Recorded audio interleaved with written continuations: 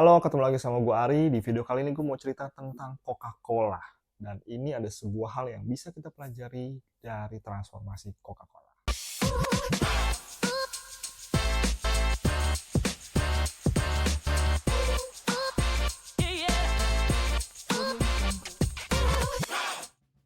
Lo tau nggak?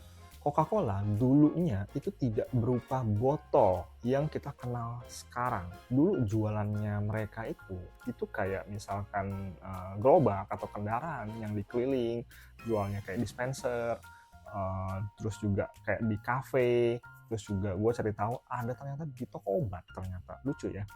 Tapi dulu itu kemasannya bukan botol dan tidak dijual dalam bentuk kemasan, dijualnya ya udah lu mau beli dikasih gitu kan, ditaruh di satu tempat kayak tong atau wadah, kemudian dikasih dan lu bisa minum gitu kan, tidak berupa dalam kemasan botol seperti yang kita kenal sekarang.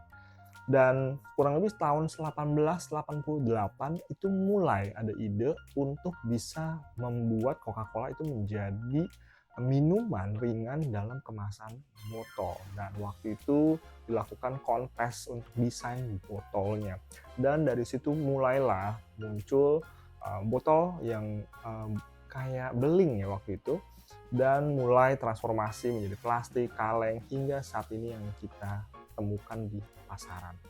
Nah, ada dua highlight yang gue pengen cerita ke teman-teman. Yang pertama adalah soal transformasi menjadi kemasan botol ini, ide ini nih.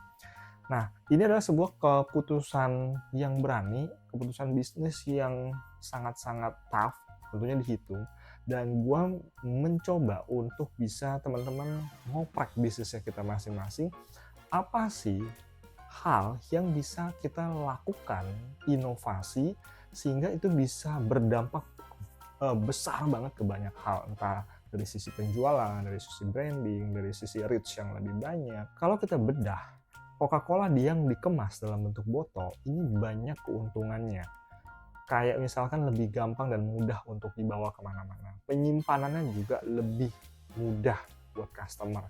Terus juga ini reach-nya juga makin luas. Jadi kegiatan marketing atau biaya marketing ini juga semakin bisa ditekan, karena cuman yang dikirimkan produknya aja gitu, nggak usah orang atau kendaraan atau salesnya keliling untuk nawarin. Jadi didistribusikannya lebih gampang dalam bentuk kemasan. Kemudian juga desainnya bisa diubah-ubah dengan banyak bentuk, terus juga banyak ide, banyak inovasi, banyak gambar yang bisa ditaruh, dan itu menjadi sebuah konten promosi yang menarik juga. Dan ini sebuah hal yang sangat-sangat menarik untuk kita bisa tiru ya. Apa hal yang bisa kita inovasikan, kita kembangkan, yang kita bisa breakthrough di dalam bisnis kita. Misalkan Coca-Cola yang dari yang jualan konvensional menjadi kemasan botol. Hal kedua yang pengen gue highlight juga adalah terkait dengan kemasan. Teman-teman, saat ini untuk teman-teman UMKM yang jualannya di marketplace, gue masih menemukan packaging itu serampangan, bener-bener random banget. Gue banyak juga beli via marketplace, dikirimnya begitu aja gitu. Nah, ini yang membedakan antara lu pedagang yang hanya sekedar berdagang saja dengan mereka yang mau membangun brand. Lu pernah kan beli barang, kemasan yang datang tuh keren banget. Padahal lu beli barang mungkin biasa aja barangnya, tapi dikemas dengan box yang rapi, yang bagus, dan boxnya ada desainnya lagi, dan bukanya menarik, kemudian ada greeting cardnya, kemudian produknya itu sendiri di dalam masih ada kemasannya lagi. Jadi ada kemasan luar, ada kemasan di dalam, kemudian terproteksi, misalnya ada bubble wrap-nya lagi di dalam, ada mungkin tambahan perlindungan lagi di dalam plastiknya. Itu hal yang lu perlu pikirkan dan lu perlu jadikan itu sebagai sebuah branding yang baik di dalam kemasan. Betul, dengan adanya ini akan menimbulkan cost atau biaya nih.